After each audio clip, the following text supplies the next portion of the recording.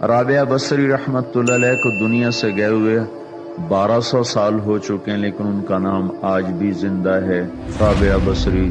رابعہ بصری نہ کوئی شہزادی تھی، نہ کوئی ملکہ تھی، نہ کوئی وہ خوبصورت تھی، نہ کوئی خاندانی تھی، بلکہ عورت ہونے کے لحاظ سے ہر عیب اس میں تھا۔ ان کی عادت یہ تھی، وہ روزانہ عشاء کی نماز کے بعد غسل کر کے کپڑے بدل کے اپنے خامن سے پوچھتی آپ کو میری ضرورت ہے؟ اگر وہ کہتے کوئی نہیں ہے تو پھر پوچھتی مجھے اجازت ہے؟ وہ کہتے اجازت ہے تو پھر مصلی پہ کھڑی ہو جاتی اور فجر کی نماز تک مصلی پر کھڑی رہتی تھی۔ ان کا خامن جلدی فوت ہو گیا، جوانی میں ہی بیوہ ہو گئی۔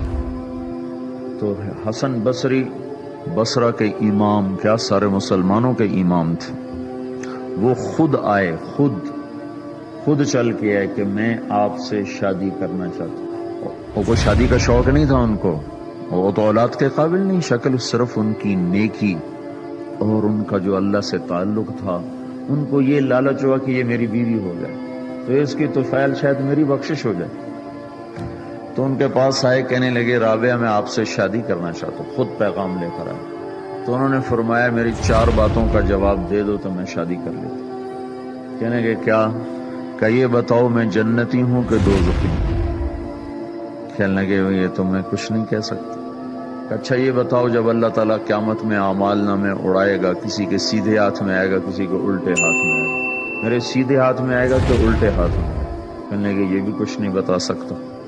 کہنے لگے اچھا یہ بتاؤ جب اللہ نیکیوں کو تولے گا، کسی کی نیکیاں بڑھ جائیں گی، کسی کے گناہ بڑھ جائیں گے، میرے گناہ زیادہ ہوں گے نیکیاں زیادہ ہوں گی؟ کہ یہ بھی نہیں بتا سکتا۔ کہ اچھا یہ بتاؤ جب لوگ پل صراط سے گزریں گے، کوئی پار نکل جائیں گے، کوئی نیچے گر جائیں گے، تو میں پار نکلوں گی کہ دوزخ میں گروں گی؟ کہنے لگے یہ بھی میں نہیں بتا سکتا۔ تو پھر فرمایا اچھا جاؤ مجھے تیاری کرنے دو، مجھے ان 4 باتوں کی تیاری کرنی ہے، میرے پاس شادی کے لیے وقت کوئی نہیں ہے۔ جو اللہ سے دوستی لگا لیتے ہیں اللہ دنیا ان کے لیے مسخر کر دیتے، اللہ دنیا ان کے پاؤں میں ڈال دیتے۔ تو جب ان کا انتقال ہوا، رات کو ان کا انتقال ہوا، تو اپنی خادمہ سے کہا بس 2-4 آدمی بلا کے مجھے جلدی سے دفن کر دو، کسی کو نہ بتاؤ، صبح لوگوں کو بتا دینا، اور مجھے کفن دینا میری اس چادر میں جس میں میں تہجد پڑھا کرتی تھی۔ تو انہوں نے راتوں رات دفن کر کے صبح اعلان کیا، شور مچ گیا، ہائے کیوں بتایا، کیوں نہیں بتایا، کیوں؟ تو اگلی رات ان کی خادمہ نے ان کو خواب میں دیکھا، سبز لباس پہنا ہوا، حسن و جمال، سورج چہرے پہ چمک رہا۔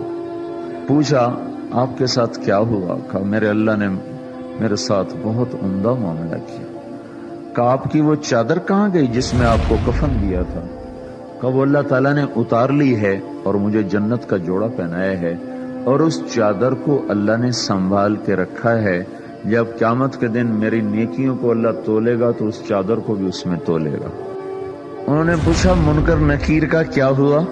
کہا وہ آئے تھے تو انہوں نے مجھ سے کہا من ربکی، تیرا رب کون ہے، تیرا رب کون ہے؟